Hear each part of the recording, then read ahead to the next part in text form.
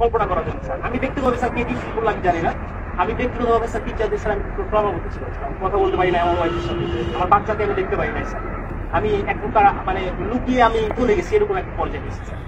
আমাদের এই যে অধঃপতন স্যার, বাহিনী হিসেবে যে পরিচয় দিব আমি পুলিশ, এই পরিচয় দিতে স্যার ভয় লাগে, লজ্জা লাগে স্যার। একটা বাহিনীর ফোর্স হয়ে যে আমি নিজে পরিচয় দিব, আমার নিজের লজ্জা লাগে। আমাদের আমি একটা ছোট উদাহরণ দিই স্যার, আমি আসার পর যতটুকু দেখছি, এই যে জাতীয় সংসদ নির্বাচন শেষ যে নির্বাচনটা হয়ে গেছে স্যার, এই নির্বাচনে একক যে নির্বাচনটা হয়ে গেছে, পুলিশ কি ব্যবহার করে যে নির্বাচনটা হয়ে গেছে, নির্বাচনে সারা বাংলাদেশে এককভাবে মামলা হচ্ছে স্যার। কিছু মামলা গায়েবী মামলা, যে মামলা কোনো ভিত্তি নাই, এই মামলাগুলো আমাদের কি দিয়ে করাইছে স্যার। সাধারণ জনগণ যারা আছে, বিএনপি যারা আছে, জামাত, যে কিছু জানেই না, তাদেরকে আমাদের গ্রেফতার করা লাগছে স্যার। জনগণের মধ্যে আমাদের যে শত্রুতা দৈরাত্ম সৃষ্টি হয়েছে স্যার, এই সাম্প্রতিক সময়ে একটা বিষয় থেকে আমি আমাদেরকে নির্দেশনা দিচ্ছে যে এলাকায় কোনো বিএনপি জামাত থাকতে পারবে না, এলাকায় কোনো অন্য ভিন্ন ধর্মাবলম্বী কোনো কিছু থাকতে পারবে না। আমার এসপি স্যারকে তো আর মানুষ জানে না যে এটা আমার এসপি স্যারের কমান্ড ছিল, আমার ডিএজি স্যারের কমান্ড ছিল, এটা তো মানুষ জানে না। মানুষ জানে যে এটা আমি একজন সাব ইন্সপেক্টর, আমি এটা করছি। সন্তোষ নামে একজন সাব ইন্সপেক্টরকে মেরে ঝুলাই দিচ্ছে। রাখছিল কি, সাম্প্রতিক সময় যখন প্রথম আন্দোলন শুরু হলো স্যার, সেই আন্দোলনে একটা গাড়ি ভাঙচুর হয়, সেটা সরকারবাদী একটা মামলা হয়। সেই মামলার আয়ু ছিল হচ্ছে সন্তোষ, যাকে স্যার এটা জানেন উপরে অনেক প্যাথেটিক একটা ঘটনা স্যার, আপনারা যে দেখছেন হয়তো স্যার, এখানে আপনাদের বিষয়টাও স্যার এখানে আসছে, আমরা সবাই এটা জানছি। তো এইরকম স্যার অনেক বিষয় আছে স্যার, আমরা কথা বলার কোনো সুযোগ থাকে না। আমরা চাই স্যার এই বাহিনীটাকে স্যার, এই যে রাজনীতিকরণ, এই রাজনীতিকরণ থেকে আমাদের দাবি দেওয়ার প্রধান যে বিষয়টা, সেটা হচ্ছে আমরা এই রাজনীতিকরণের মধ্যে স্যার থাকতে চাই না। আমাদের স্যার এখানে কর্মবিরতি চলমান আছে স্যার, আমরা কর্মবিরতি নিয়েছি সারা বাংলাদেশে একই অবস্থা স্যার। এখানেও স্যার আমরা যখন প্রথম এখানে আসছি, আমাদের ম্যাক্সিমাম সবাই স্যার সিভিলে ছিল, ম্যাক্সিমাম সবাই সিভিলে ছিলাম। জানি না আমার অফিসার ইনচার্জ, আমাদের অফিসার আমাদেরকে সবাইকে মানে যেভাবে হোক না কেন, ফোর্সফুলি হোক যেভাবে হোক আমাদের পোশাক করতে বাধ্য করছে। আমি স্যার পোশাক করি না। তার মানে স্যার এরা যে আমি চাকরি করবো না, আমি একজন এডুকেটেড পার্সন স্যার, আমি ফিজিক্সে মাস্টার্স করছি ঢাকা কলেজ থেকে। আমিও স্যার এই যে ছাত্র আন্দোলন করছি, আমিও পক্ষে। বাট এই পুলিশের সাথে সে প্রত্যেকটা হত্যাকাণ্ডের স্যার বিচার হোক, ছাত্র 200, 300, 400, 500 যা মারা গেছে, এটা বিচার হোক স্যার। আমরা চাই আমাদের যে সকল সিনিয়ররা স্যার কমান্ড করছে, যারা এগুলা করছে, তারা পার পেয়ে গেল কেন? তারা কিভাবে স্যার পার পেল? আমার এই প্রশ্নটা স্যার আমার থেকে যায় স্যার। কেন যারা অন্যায় করলো, যারা আমাদেরকে মানুষের কাছে শত্রু হিসেবে দাঁড় করাই দিল, তারা কেন স্যার পালিয়ে গেল? তাদেরকে কেন কেউ আটকালো না স্যার?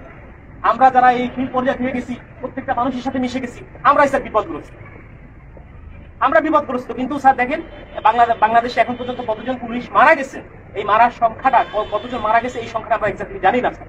একটা বাহিনী হিসেবে আমরা পরিচয় দিচ্ছি, বাট আমি জানি না যে আমার ফোর্স, আমার অফিসার রাস্তায় পড়ে আছে, কুকুরে লাশ খাচ্ছে স্যার।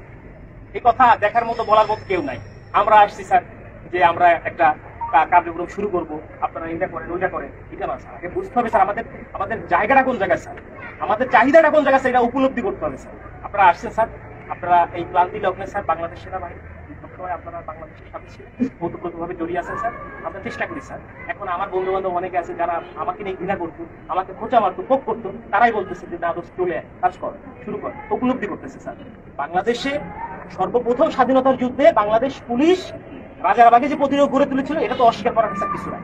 সারা বাংলাদেশে পুলিশের অবদান স্যার, অনস্বীকার্য অবদান, এটা অস্বীকার করার কোনো সুযোগ নাই। কিন্তু এই যে দলীয়করণ, এই দলীয়করণটা স্যার আমরা চাই। আমরা দলীয় কোনো করণের মধ্যে আমরা থাকতেই চাই না স্যার। আমাদের প্রধান পয়েন্ট হচ্ছে এইটা, আমরা চাই পুলিশ একটা নিরপেক্ষ স্বচ্ছ বাহিনী হোক। আমরা স্যার মানে আমরা যে এই যে ইউনিফর্মটা পরে রাস্তায় বের হবো, আমাকে অমুক দলের লোক তমুক দলের লোক আমাকে ব্যবহার করবে, আমরা এটা চাই না স্যার। আমরা এখান থেকে বের হয়ে আসতে চাই স্যার। এবং ছাত্র জনতা যারা মারা গেছেন, আমরা বলতেছি যে ঠিক আছে, স্বাধীন হয়েছে দেশ, আমরাও একত্রতা প্রকাশ করি। আমরা কিন্তু পুলিশ কর্মবিরতি দিচ্ছি কেন? যে আমাদের পুলিশ মারা গেছে এটা না, আমরা চাচ্ছি যে সারা বাংলাদেশ যেভাবে সংস্কার হচ্ছে, আমাদের বাংলাদেশ পুলিশও ঠিক একই রকম ভাবে সংস্কৃত হয়ে একটা জনগণের পুলিশ হিসেবে আমরা প্রকৃত কাজ করতে হবে স্যার। এরকম ব্যবস্থা যদি হয়, আমরা স্যার রাস্তায় নামবো, আমরা মানুষের জন্য স্যার শপথ গ্রহণ করছি স্যার। অনেক চাকরি ছিল স্যার, করতে পারতাম স্যার, প্রাইমারি স্কুলে চাকরি করতে পারতাম, অন্য জায়গায় চাকরি করতে পারতাম, ব্যাংকে চাকরি করতে পারতাম। প্যাশনের কারণে স্যার এখানে আসছি স্যার। এটা একটা স্বপ্ন স্যার, যে বাংলাদেশ পুলিশে চাকরি করলে মানুষের যে সেবা দেওয়া যায়, এটা একটা স্বপ্ন। বাট এই স্বপ্নগুলা আমাদের নষ্ট করে দিয়ে গেছে আমাদের কিছু বিশেষ ক্যাডার, এখানে বলতে তার আপত্তি নাই। আমার স্ত্রী আজকে আমি লুকায়িত ছিলাম, আমার উপরে থ্রেট ছিল, আমি জানি। অনেক বন্ধু বান্ধব ফোন করে বলছি আপনি থেকে না, রাজনৈতিক মামলা আমার কাছে ছিল স্যার, যার জন্য অনেকে বলছে, অনেক শুভাকাঙ্ক্ষী ছিল বিএনপি জামাতে, তারাও বলছে যে ঠিক আছে আপনি সেফলি থাকে। আমি যখন আসছি, আজকে খুলনা থেকে আসছি, গোপনে আসছি, আমার স্যার শেভ করি না, রাস্তায় চেকিং হচ্ছে স্যার, পুলিশ কিনা স্যার, এরকম বাংলাদেশ স্যার আমরা চাই না।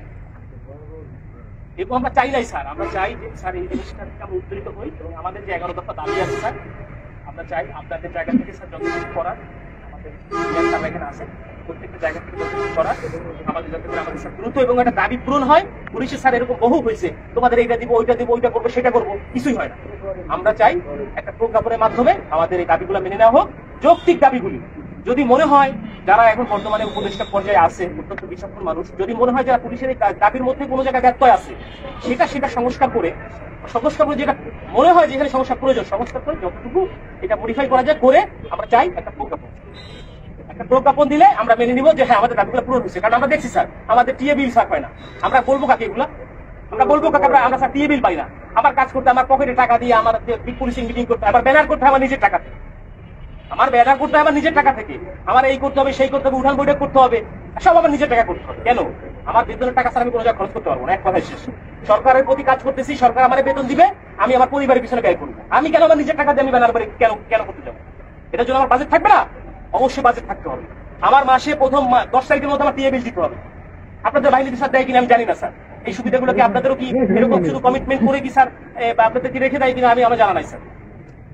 যথেষ্ট মানে অনারের সাথে বললাম স্যার, কিছু মনে করা দরকার, কারণ অনেক কষ্ট স্যার আমাদের মনে, অনেক বড় কষ্ট স্যার। এখানে যারা আছে সবাই বলতেছে কথা বলতে হবে, এখানে স্যার আরো কষ্ট স্যার। এখানে আমরা কর্মবিরতি দিচ্ছি, আমার ভাই একজন কনস্টেবল স্যার কি ক্ষমতা থাকে, একজন সাব ইন্সপেক্টর কি ক্ষমতা থাকে স্যার। আমি তো স্যার মানে বোকার স্বর্গে বোকার মতো করে স্যার আমাকে নাঙ্গল আমার ঘাড়ে চালা দিয়ে যেভাবে স্যার দিবে আমি সেভাবে চুষে আনি। এটা তো সাধারণ মানুষ বোঝে না। সাধারণ মানুষের সাথে আমাদের এই যে ফিল্ড পর্যায়ে যারা কাজ করি আমাদেরকে